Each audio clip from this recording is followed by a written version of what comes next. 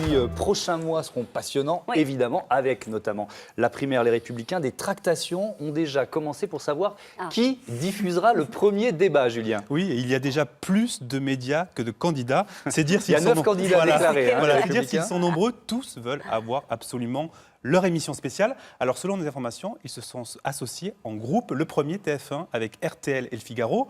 Le second, France 2 avec Europe 1. Le troisième, BFM TV avec RMC et Le Parisien. Et enfin, iTélé avec France Inter et Le Monde. 4 groupes de médias, pour ça tombe bien, 4 débats. Voilà, les Républicains. Il y aura 3 débats thématiques, voilà, ça, 3 débats hein. thématiques et un débat de l'entre-deux tours, évidemment. Le premier thème du débat, vous le connaissez déjà? Non, pour l'instant, on ne les connaît pas. Ça discute beaucoup en fait entre les rédactions et les Républicains.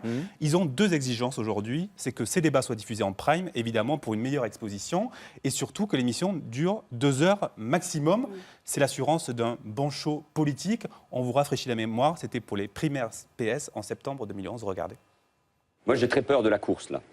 À celui qui fait la proposition la plus dirigiste. C'est pas d'aujourd'hui que je la fais, hein. Mais, ça fait 2 ans. Quand l'entreprise est rentable, de la maintenir dans l'intérêt de notre pays et des salariés. Non, ces réponses-là sont beaucoup trop bureaucratiques et beaucoup trop longues. Sur la TVA sociale, qui peut être un élément de protection pour nos entreprises et pour nos emplois. Comme François d'autres Fillon, solutions. en effet. Non, mais c'est trop facile. Copé, Arnaud, c'est trop facile. Non, mais je te le dis dis très aimablement et en toute amitié. Alors voilà, du bon show politique comme on c'est de la aime, bonne télévision, voilà, ouais. et de très bonnes audiences. Et le premier débat diffusé par France 2 avait réuni 5 millions de téléspectateurs. Et BFM TV, à l'époque, avait réalisé son premier record d'audience. Avec le débat suivant. Voilà, avec le débat suivant, avec le deuxième. Pourtant, souvenez-vous, à l'époque, TF1, par exemple, ne voulait pas en entendre parler et s'en était mordu les doigts en voyant les scores d'audience. Et cette fois-ci, ils sont sur les rangs. Voilà. Le CSA que vous avez interrogé promet d'être vigilant sur le temps de parole. Ouais, plus que jamais cette saison. Pourquoi? Parce qu'en 2011, 61% des Français avaient trouvé que les médias avaient beaucoup trop parlé de cette primaire PS pendant 2 mois. L'UMP, souvenez-vous, Caroline, était vent debout contre ces chaînes de télévision qui ne parlaient que du Parti socialiste. Regardez. Vous savez, il faut quand même mesurer ce que ça a été d'être sorti de fait du débat pendant 2 mois. Des plateaux télé où il n'y avait que des gens de gauche, des gens du PS autour de la table. Voilà, je suis sûr que Jean-François Copé a dû changer d'avis depuis. Voilà. Il a sûrement changé d'avis. Tous les matins, Caroline Roux, après l'interview politique de Jean-Pierre Elkabbach, il y a un petit rituel sur Europe. Il y a un café qui est pris dans son bureau avec l'invité politique. Vous y participez, je crois, quasiment tous les matins. Est-ce que c'est un moment de tractation, par exemple, à chaque fois?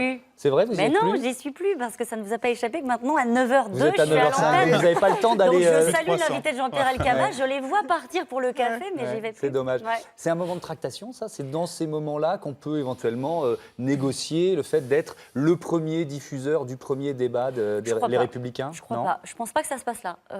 Ce moment de l'après-interview, c'est un moment où c'est un débrief de l'interview, c'est un moment où on fait un peu de off. Où on balance sur les uns et les autres, ça c'est pas exclu, mais y a pas, je pense pas que ça se passe à ce niveau-là, dans ces moments-là. Et vous êtes effectivement en binôme avec France 2 pour organiser le premier débat? Mais on m'a pas prévenu. Mais je pense que si c'est le cas, c'est une très bonne idée. En tout cas, c'est bien que Europe 1 soit positionné sur ces débats qui vont susciter l'intérêt des auditeurs et des spectateurs. Bon, on est sur de nos infos, voilà, on est sur de nos infos, évidemment. Donc on les confirme.